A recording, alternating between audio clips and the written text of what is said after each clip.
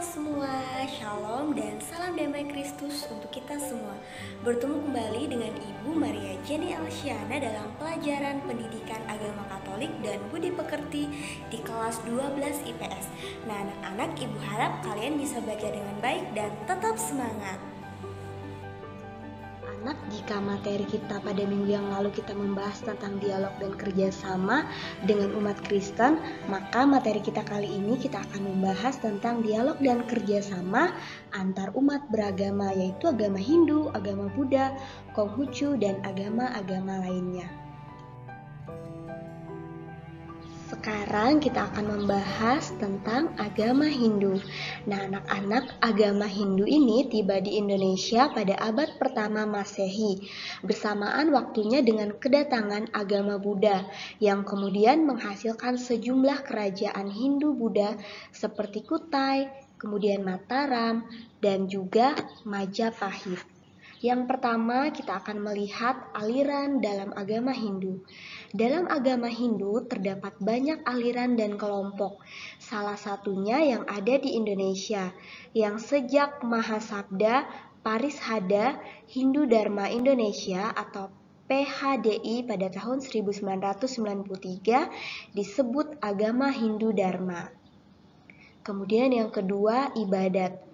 Unsur pokok penghayatan agama Hindu Dharma muncul dalam bentuk ibadat, khususnya berupa upacara-upacara harian yang dilaksanakan di tempat-tempat dan pada saat-saat yang berkaitan erat dengan irama hidup manusia setiap hari. Nah, seperti di sekitar rumah tinggal, kemudian sumber-sumber air, persawahan, pada waktu matahari terbit dan pada waktu matahari terbenam, dan juga waktu penting lainnya. Kita akan membahas tentang kitab suci agama Hindu. Nah, dalam agama Hindu Dharma terkenal kitab-kitab Weda, kemudian Usana Bali, dan juga Upanishad. Isi tulisan ini beraneka ragam, tetapi bagian yang terbesar berupa doa dan himne, juga ajaran mengenai Allah atau Brahman, kemudian dewa-dewa, alam, dan manusia. Jadi anak-anak, ajaran-ajaran tersebut tidak mengikat secara ketat dogmatis, sehingga ada beraneka ragam aliran dan pandangan dalam ajaran Hindu. Kemudian yang keempat, ajaran yang pokok. Yang menjadi tujuan pokok hidup manusia menurut Hindu Dharma adalah moksa, yaitu pembebasan dari lingkaran reinkarnasi yang tak habis-habisnya atau samsara. Kemudian pembebasan melalui moksa ini dapat dicapai melalui 3 jalan, yaitu karma marga, kemudian jana marga, dan bhakti marga. Melalui karma marga, orang ingin mencapai moksa dengan melakukan karya, kemudian askese badani, yoga, tapa, kemudian ketaatan pada aturan-aturan kasta. Jadi anak-anak, karya-karya yang paling berharga dalam karma marga adalah sanskara, yakni ke-12 upacara liturgis yang berkaitan dengan tahap-tahap kehidupan seseorang. Kemudian yang kedua, melalui jana marga atau penyucian diri guna mencapai moksa dilakukan dengan jalan askese budi, yaitu mengheningkan cipta dalam meditasi. Nah, hal ini bertujuan agar semakin menyadari kesatuan dirinya dengan Sang Brahma. Kemudian, melalui bhakti marga, orang menyucikan diri dengan penyerahan diri seutuhnya menuju pertemuan dalam cinta kasih dengan Tuhan. Selanjutnya yang kelima, kasta-kasta. Agama Hindu, terutama yang di India, memang mengenal pembagian masyarakat menjadi 4 kasta atau catur warna, yaitu Brahmana, Ksatria. Keduanya adalah kasta bangsawan atau raja wali. Kemudian Waisya, yaitu petani, prajurit, dan pedagang. Dan yang terakhir Sudra atau Jaba, yaitu rakyat jelata. Nah, anak-anak, sebenarnya di luar keempat kasta ini masih ada kelompok kelima yang disebut paria, yakni mereka yang tersisih, tak mempunyai tempat sosial, marginal, dan juga terbuang. Kemudian yang keenam, Hari Raya Agama Hindu. Hari Raya Nyepi merupakan hari raya besar agama Hindu. Kendati Hari Raya Nyepi ini jatuh pada pergantian Tahun Baru Saka. Namun, hari tersebut bukanlah hari mengadakan perayaan pesta, melainkan hari untuk menyucikan dan memperkuat diri terhadap pengaruh roh-roh jahat.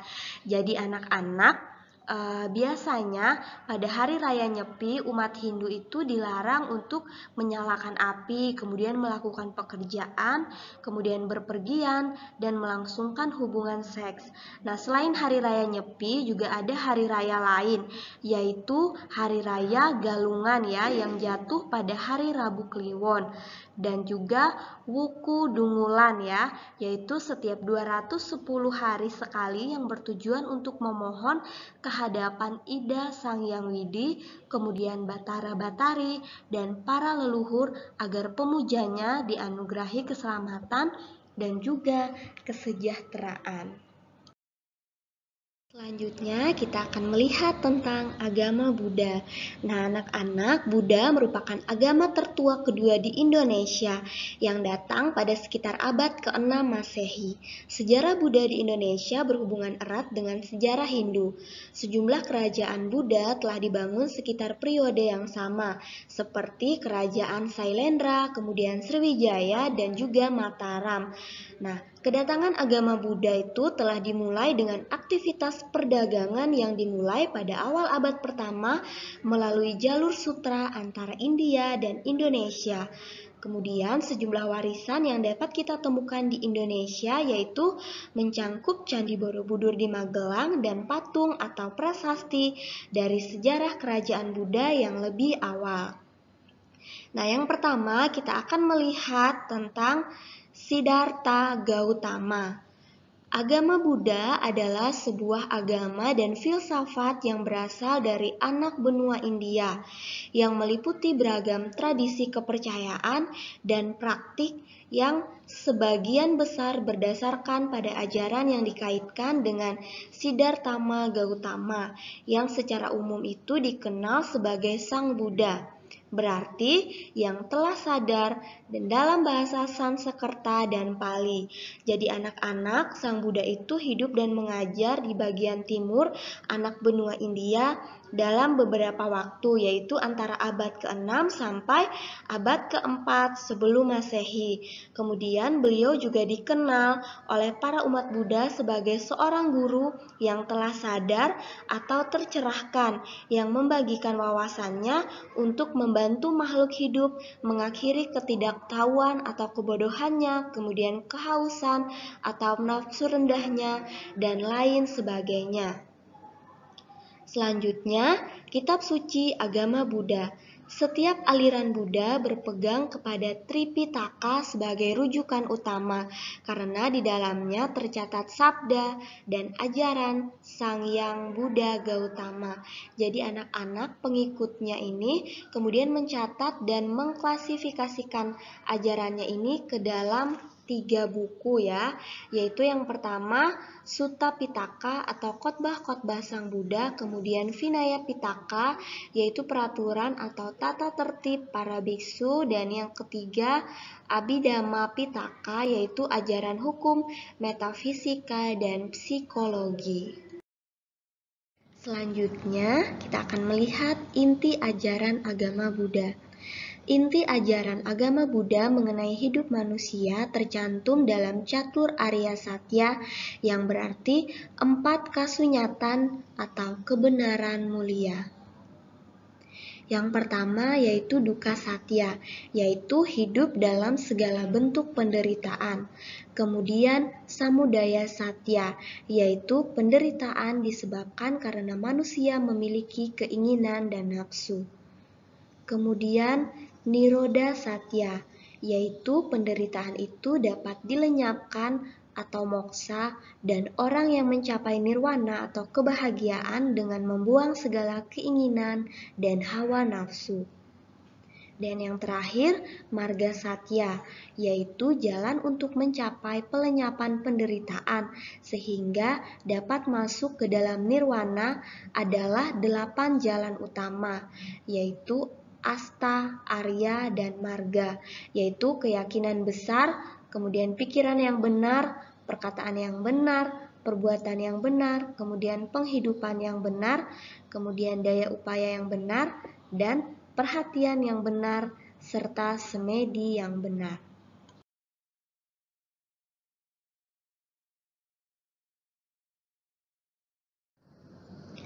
Selanjutnya, kita akan melihat Hari Raya Agama Buddha.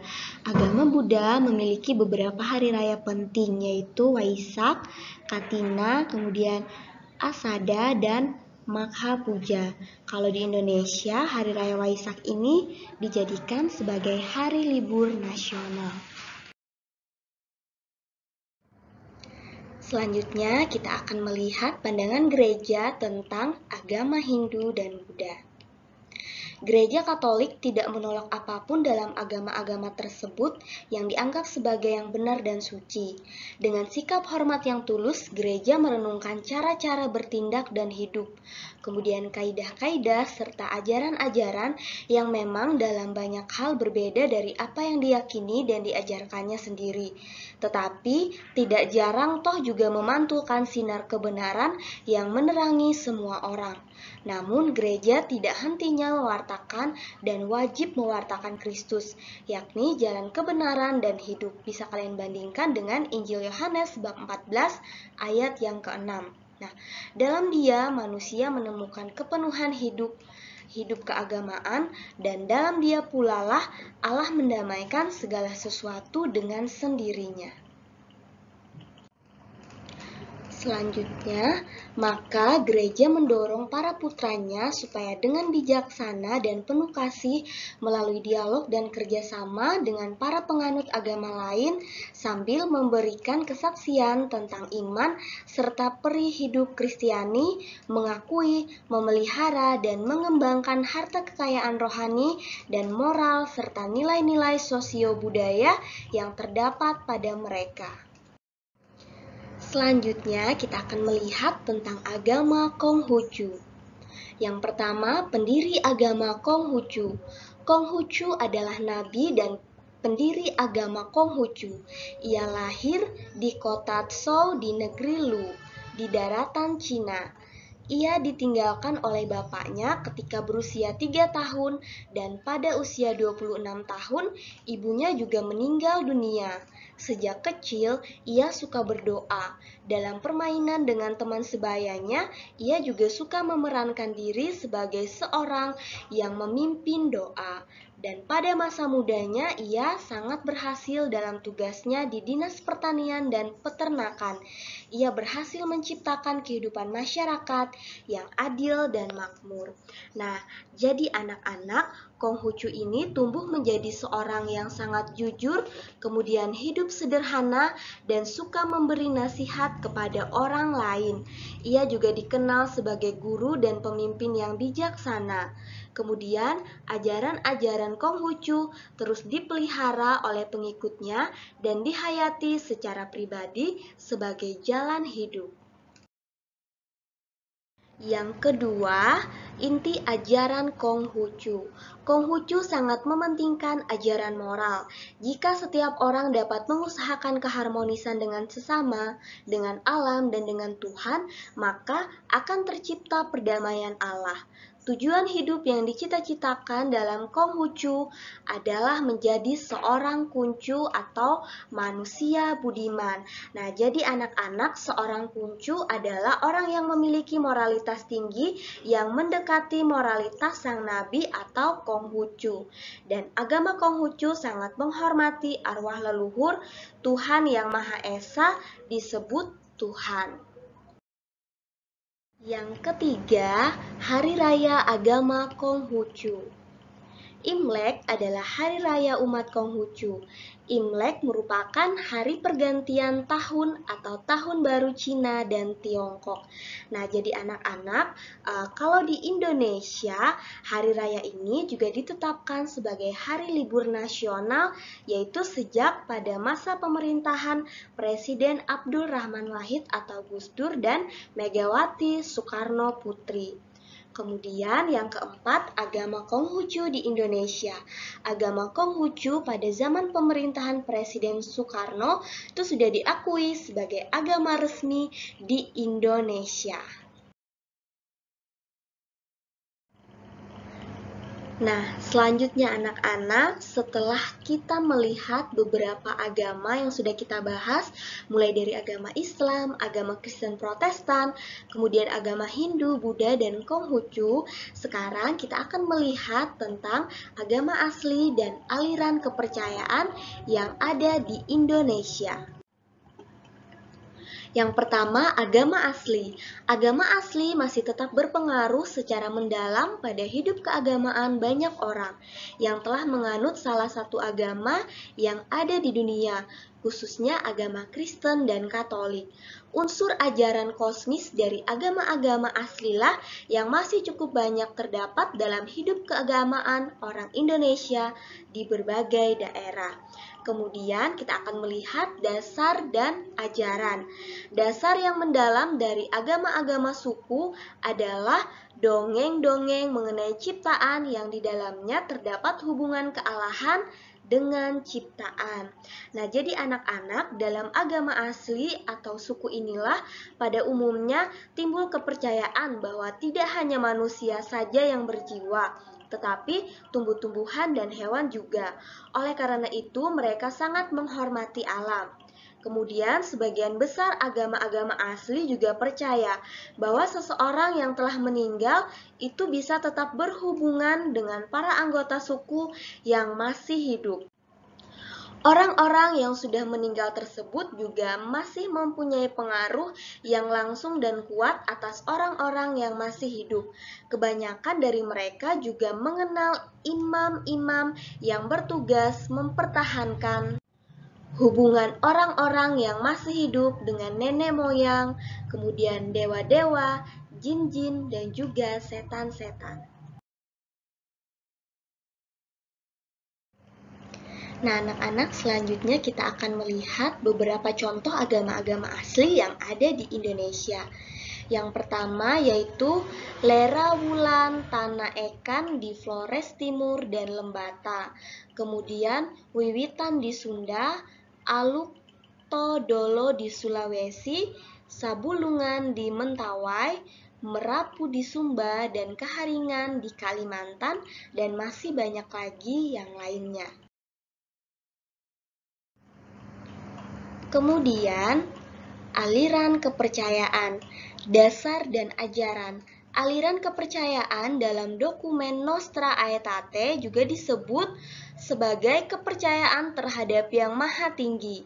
Aliran ini mementingkan sikap batin dan berkisar pada ilham diri. Aliran kepercayaan berusaha untuk meraih kesempurnaan hidup dengan jalan mencapai budi yang luhur. Kemudian, aliran-aliran kepercayaan ingin mencapai budi luhur untuk meraih kesempurnaan hidup. Hal itu dilakukan secara perseorangan atau dalam kelompok-kelompok perguruan. Umat dalam aliran kepercayaan sulit dibatasi. Organisasi tidak dipentingkan karena sumber utamanya adalah tradisi agama-agama asli.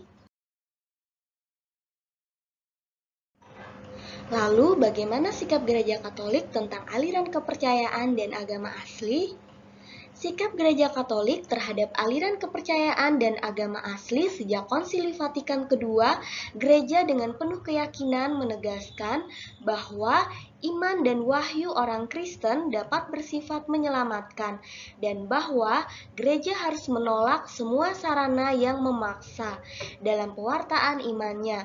Sarana-sarana yang dimaksud tersebut adalah semacam sifat fanatisme berlebihan dan sifat menakut-nakuti kebudayaan lain. Kemudian, Gereja Katolik tidak menolak apapun yang dalam agama-agama itu dianggap benar dan suci.